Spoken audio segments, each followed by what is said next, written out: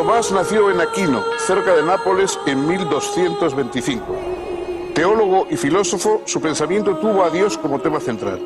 Sin embargo, valoró debidamente la experiencia sensible y el poder de la razón, mostrando su filosofía una vigorosa tendencia hacia lo concreto. Su obra es uno de los momentos culminantes del pensamiento medieval, realizando la síntesis más acabada entre el aristotelismo y la doctrina cristiana.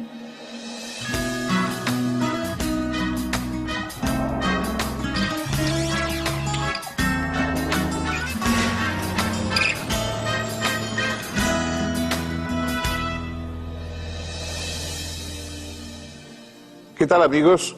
Bienvenidos a nuestro programa de divulgación filosófica. Los filósofos están siempre codeándose con los teólogos, o si quieren ustedes, la teología está planeando siempre también sobre la filosofía.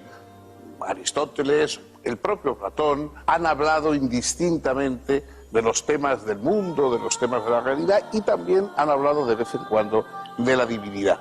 Pero a partir de la filosofía cristiana, a partir de que el cristianismo se convierte en la gran ideología de Europa, naturalmente la teología adquiere un carácter, un peso mucho mayor del que había tenido nunca. En primer lugar, porque la teología está al servicio de una iglesia y esa iglesia es muy potente.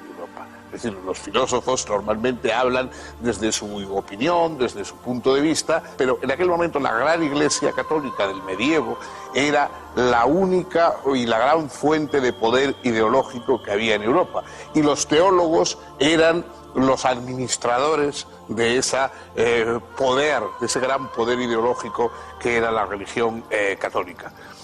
Dentro entonces de la filosofía había los que pretendían servir a la teología de un modo y los que pretendían servirla de otro, pero pocos de los filósofos de la época escapaban a los planteamientos teológicos. No fue una excepción Tomás de Aquino, el más grande sin duda de los filósofos medievales, el más potente, el más completo, y también, a pesar de que naturalmente era un hombre ortodoxo religiosamente, o a santo, como saben ustedes, tenía unas aportaciones que llegaron a ser importantes y casi, diría, revolucionarias. Por ejemplo, se convirtió en un abogado de las doctrinas de Aristóteles. Los libros de Aristóteles eran vistos con sospecha por parte de los teólogos católicos. Por una parte, porque era un pagano y por lo tanto que un pagano pudiera enseñar cosas a los cristianos no estaba bien visto. Y por otra parte, para colmo, porque las obras de Aristóteles habían sido conservadas por el mundo árabe, de modo que se duplicaba el que era un pagano que nos llegaba a través de los árabes. Estos no fueron argumentos que disuadieron a Santo Tomás de conceder toda su importancia a la filosofía de Aristóteles y a través de él de crear toda una filosofía cristiana apoyada en el aristotelismo. Si siguen ustedes con nosotros, van a ver desarrollarse la figura de este gigante del medievo y del pensamiento teológico.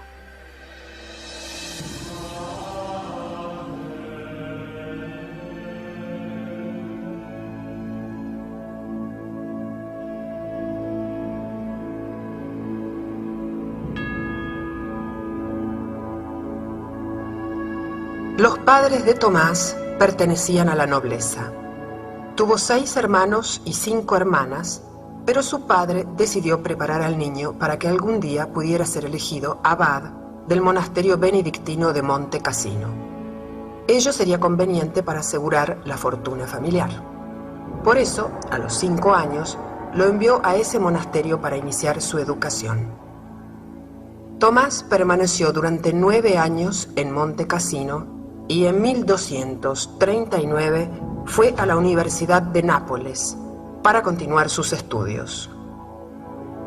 Profundizó sus conocimientos de filosofía y se relacionó con algunos religiosos de la Orden de Predicadores, fundada por Santo Domingo de Guzmán. Tomás decidió ingresar en ella, pese a comprender que su familia, que esperaba que hiciera carrera en la jerarquía eclesiástica, no podría estar de acuerdo con tal decisión. La orden dominicana, al igual que la franciscana, no daba a sus miembros más futuro que el de frailes mendicantes.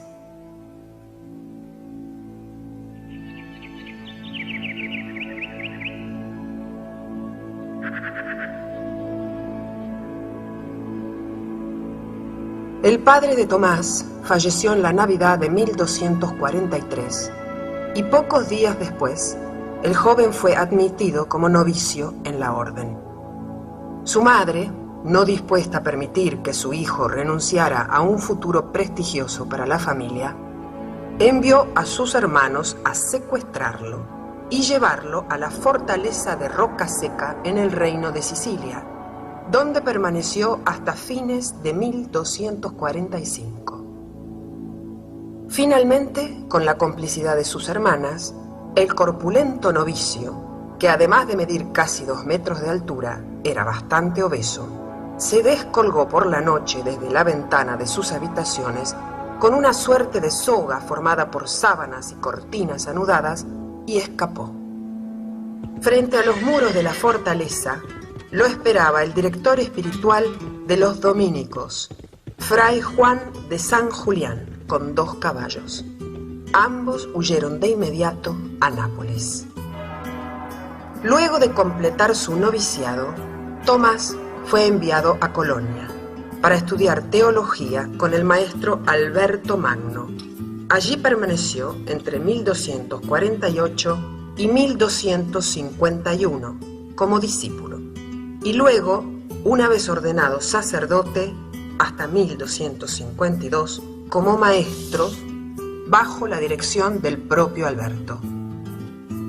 En 1252, el maestro general de la orden envió a Tomás a la Universidad de París como bachiller para hacerse cargo de una de las 2 cátedras que los dominicos allí regenteaban.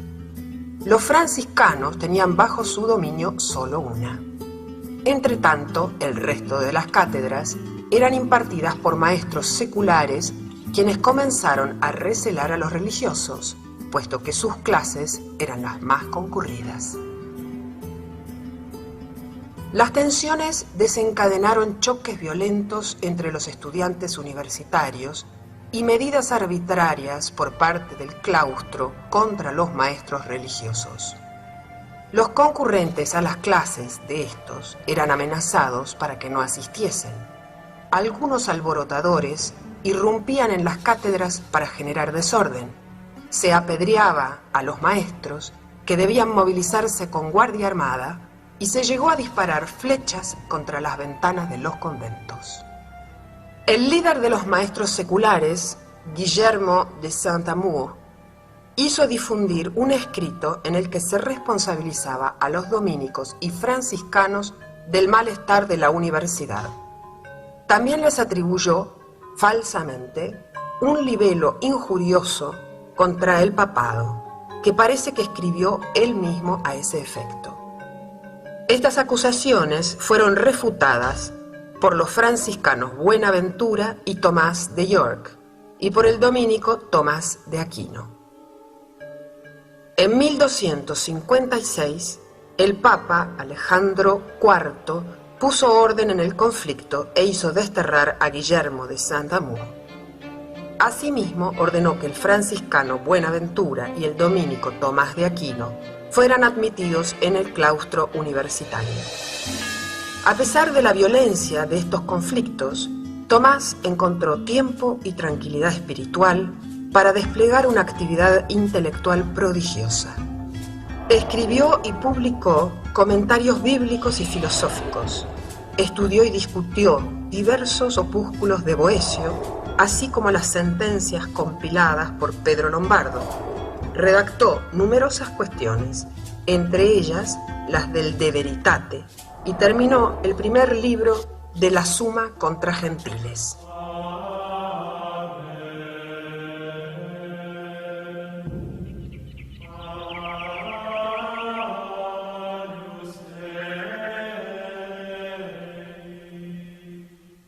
Entre 1259 y 1268 fue enviado por su orden a Italia y nombrado predicador general en el capítulo de Nápoles.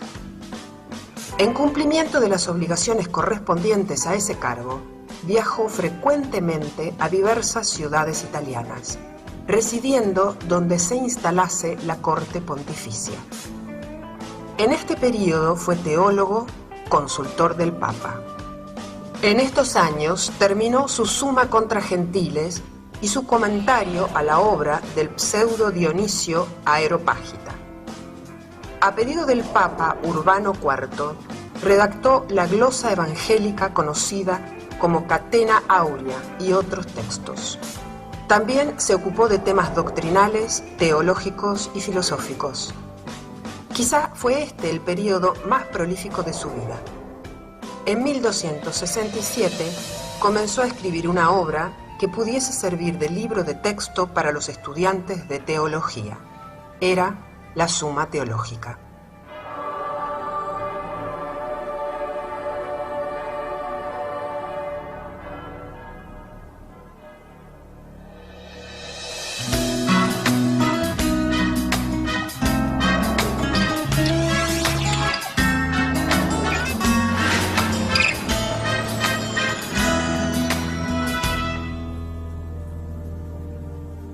La primera dificultad, la dificultad esencial que presenta la teología como motivo de estudio a un racionalista es que sería la única de las ciencias que no sabemos si su tema existe o no existe.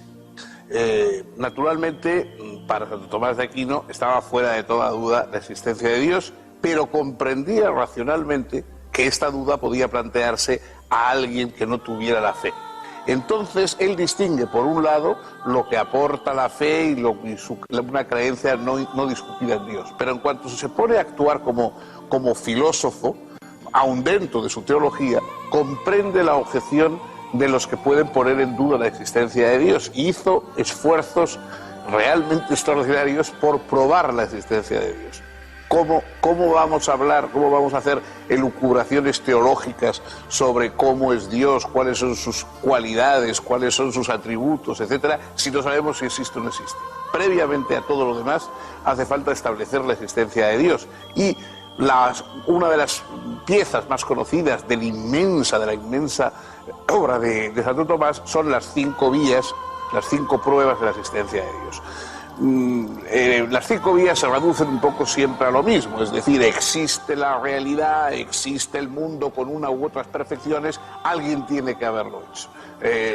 Si vamos remontándonos vemos que cada cosa, cada árbol da lugar a nuevas semillas y nuevos árboles, cada animal engendra nuevos animales, etc. Todo tiene como un proceso, pero en un momento debe haber un comienzo y ese comienzo tiene que ser un creador que no haya sido previamente creado y todas esas vías, cree él racionalmente, llevan a esa conclusión del creador final. Bueno, en su momento esto fue, ya era audaz el querer probar la existencia de Dios, puesto que de alguna manera aceptaba que hubiera quien dudase de ella, de modo que no hay que quitarle importancia a la audacia de alguien que decide probar la existencia de Dios por si acaso es necesario. Obviamente la historia no ha aceptado en gran parte las vías que se deben a una física antigua y a unos conocimientos muy dudosos sobre el mundo y sobre todo a un malentendido, que es que no se puede explicar lo que no sabemos por algo que conocemos aún menos. Es decir, conocemos poco del origen del universo, pero nada de Dios, y por lo tanto decir que Dios explica el origen del universo, se sigue una pregunta inmediata: ¿y quién explica a Dios? ¿No? Ese sería el final de la cuestión, pero naturalmente ni Santo Tomás ni su tiempo permitían llegar tan lejos.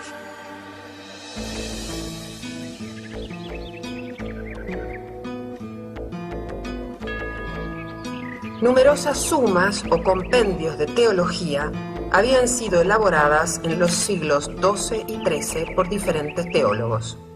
Se trataba de explicaciones completas y ordenadas de los diferentes aspectos de la doctrina católica. Pero la de Tomás era profundamente innovadora. Otros habían centrado la teología en la obra de la redención, en la Iglesia como cuerpo místico de Cristo, o en las obras y señales de Dios. Pero Tomás entendía que la teología no se ocupaba propiamente más que de Dios mismo, y veía todo lo demás solo en cuanto manifestaciones de la divinidad.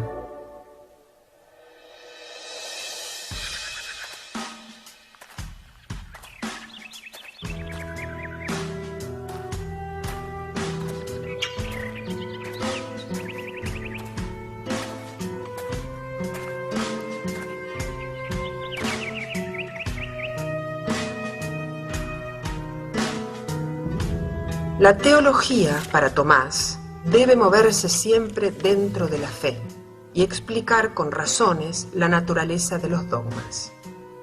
El elemento de autoridad es usado en su suma teológica con extrema sobriedad y solo recurriendo a las autoridades que el adversario admite o reconoce. En este sentido, la suma pretende movilizar las riquezas de la razón humana. Cada artículo de la suma consta de 4 partes. En la primera parte, quaestio, se plantea el problema en forma concisa. En la segunda parte, disputatio, se exponen los principales argumentos a favor y en contra. En la tercera parte, responsio, se presenta la solución razonada y justificada. En la cuarta parte, vera solutio, vuelve sobre los argumentos expuestos en la disputatio para eliminar las razones falsas y afirmar definitivamente la verdadera solución del problema propuesto originalmente. En 1269, el general de la Orden volvió a enviar a Tomás a París para que se hiciese cargo de la cátedra para extranjeros en la universidad. La situación era crítica, porque por un lado, los maestros seculares, ahora liderados por Gerardo de Abbeville, habían recrudecido nuevamente sus actitudes para con los frailes mendicantes, y por otro lado, los averroístas latinos, así llamados por derivar su conocimiento de Aristóteles a partir del comentarista musulmán Averroés, presentaban, de la mano de Siger de Brabante, un aristotelismo demasiado radical y poco compatible con las doctrinas cristianas. La filosofía aristotélica había desaparecido del horizonte cultural europeo occidental durante varios siglos. Solo la lógica había sido conservada y cultivada. Al traducirse al latín durante el siglo XII la obra de Averroés y otros comentaristas musulmanes, los textos aristotélicos fueron recuperados, produciendo una profunda crisis en el ambiente escolástico. Algunos autores se habían convertido a esa versión mahometana de Aristóteles, a pesar de incurrir en doctrinas que no parecían admisibles desde la fe cristiana. Esas actitudes suponían el riesgo de que el aristotelismo fuese condenado por la Iglesia como contrario a la fe. Tomás entendía que no se podía renunciar a Aristóteles, sino que solo cabía corregirlo y depurarlo. Por ello encargó a Guillermo de Moerbeke, dominico y helenista, que tradujera directamente del griego, lo más fielmente posible, los libros de Aristóteles. A la vez acometió la tarea de defender al filósofo tanto de quienes lo seguían irreflexivamente como de quienes lo rechazaban por fidelidad a cierto tradicionalismo platonizante o hasta irracionalista. No era una tarea sencilla. La Santa Sede prohibió los libros aristotélicos hasta que fuesen corregidos. Los franciscanos se unieron a los seculares en la condena de todo aristotelismo. En 1270, Tomás sostuvo una disputa pública con el regente de la cátedra franciscana, Juan Peckham, y logró que éste admitiese que la doctrina tomista, a pesar de basarse en Aristóteles, no era contraria a la fe. Poco después, el obispo de París, Esteban Tempier, condenó 13 proposiciones aristotélicas, buscando afirmar así la teología tradicional. Tomás no demoró en probar que dichas proposiciones no eran verdaderamente aristotélicas, sino de sus comentaristas árabes. A la vez escribió un tratado contra las enseñanzas del averroísta Siger de Brabante, quien profesaba la eternidad del mundo y la mortalidad del alma, tan sólido y persuasivo que logró convencer a su antagonista. De hecho, Siger redactó a continuación una obra en la que corrigió su anterior doctrina, expresando su admiración por Tomás. Mientras participaba en estas discusiones, Tomás encontró tiempo para seguir desarrollando una impresionante obra escrita.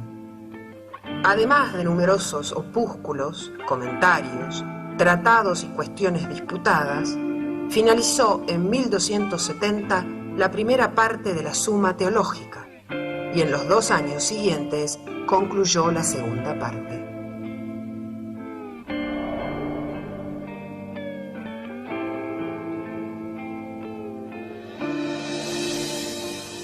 Las aportaciones de Tomás de Aquino al campo teológico fueron inmensas, es decir, escribió muchísimo, polemizó con los teólogos de su época, polemizó con los teólogos musulmanes, con los teólogos árabes que también conocía, realizó un esfuerzo extraordinario por precisar y por definir algo tan complicado como los atributos divinos, por hacer comprensibles racionalmente ciertas dogmas del cristianismo, por ejemplo, la transubstanciación, la Eucaristía. Pues bueno, eso exige una reflexión sobre qué es la esencia y la existencia de cada uno de los seres y hasta remontarnos a Dios. Es decir, el esfuerzo de Santo Tomás fue por poner la razón al servicio de una fe.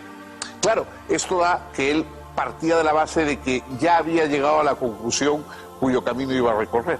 En un momento define la filosofía como ancilla theologiae, es decir, la filosofía es la criada de la teología y tiene que servirla y tiene que llevarle las cosas que la teología necesite.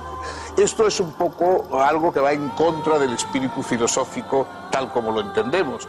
La filosofía precisamente lo que se hace es preguntar dudas, preguntar cuestiones que no sabe a dónde van a llevar.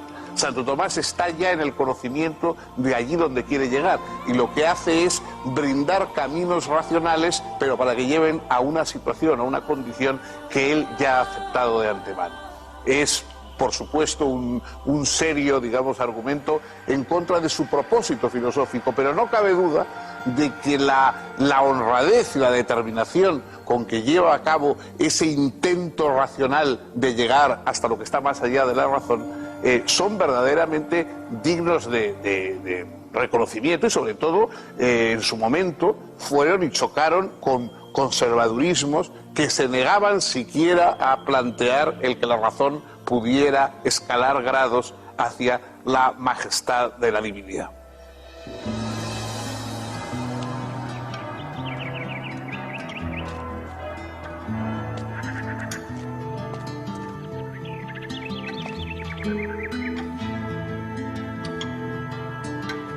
Entre 1272 y 1273 fue profesor en la Universidad de Nápoles. Comenzó a trabajar entonces en la tercera parte de la Summa Teológica, que se ocupa de Cristo. Expone la doctrina del Verbo encarnado y su misterio, como también la de los distintos sacramentos y la de la gloria divina. En marzo de 1273, durante la misa, sufrió un éxtasis profundo y prolongado. A pesar de ser sacudido por quienes lo acompañaban, no volvió en sí inmediatamente, y cuando lo hizo estuvo derramando su llanto por horas, aunque no dijo nada respecto de lo que había experimentado. En los meses siguientes trabajó sin descanso en su obra y dedicó largas horas a orar arrodillado frente a un crucifijo.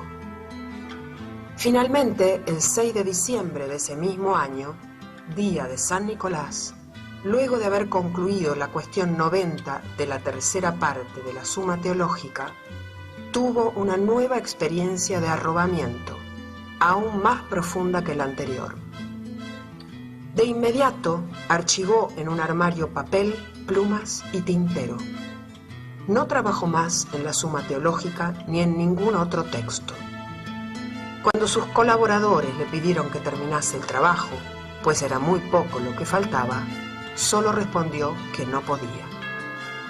Finalmente dijo a su secretario, Fray Reginaldo de Piperno, que después de lo que había experimentado, le parecía innecesario todo cuanto había escrito a lo largo de su vida.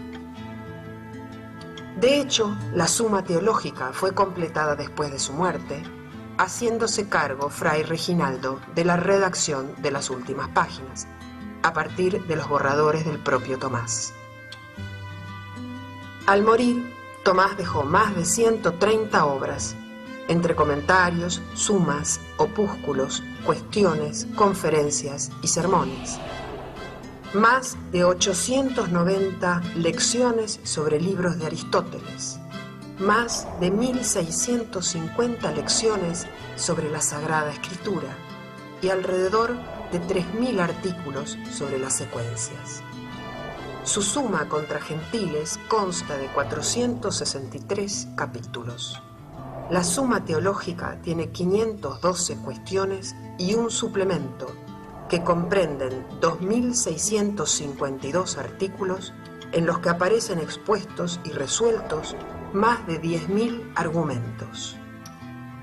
En 1323, el Papa Juan XXIII procedió a la canonización de Tomás, afirmando que cada uno de los artículos de su Suma Teológica era ya un milagro.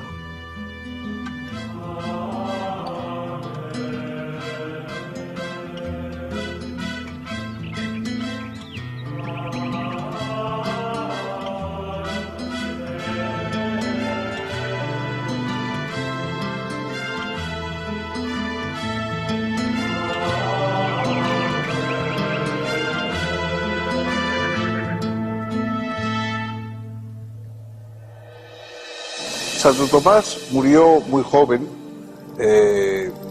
camino en Rocaseca, camino de un concilio, y sorprende al ver la magnitud enorme de su obra constatar que solo vivió 49 años.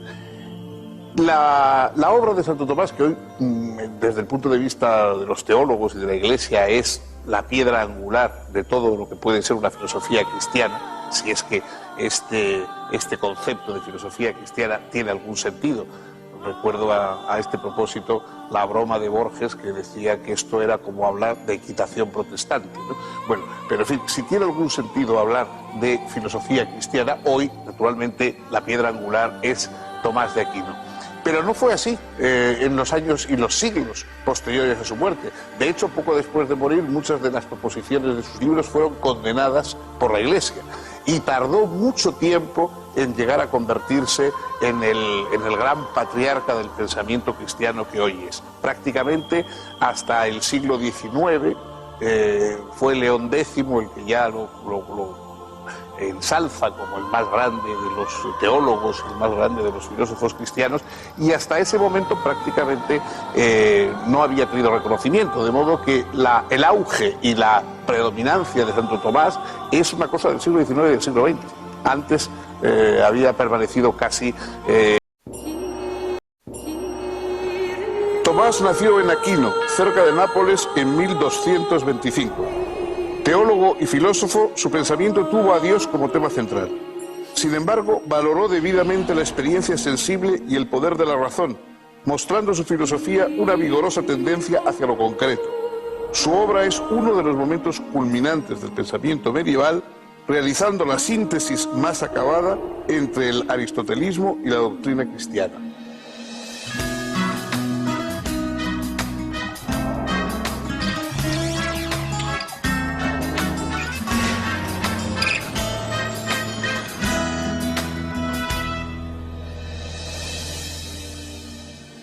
¿Qué tal, amigos?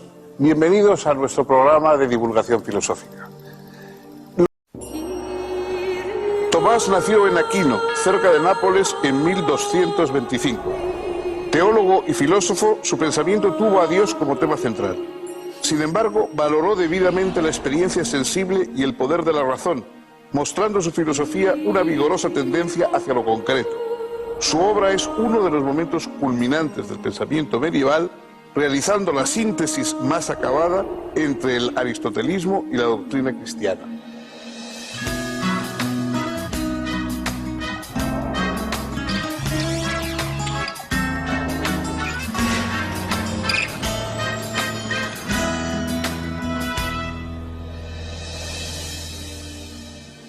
¿Qué tal, amigos? Bienvenidos a nuestro programa de divulgación filosófica. Los filósofos están siempre codeándose con los teólogos, o si quieren ustedes, la teología está planeando siempre también sobre la filosofía. Aristóteles, el propio Platón, han hablado indistintamente de los temas del mundo, de los temas de la realidad, y también han hablado de vez en cuando de la divinidad. Pero a partir de la filosofía cristiana,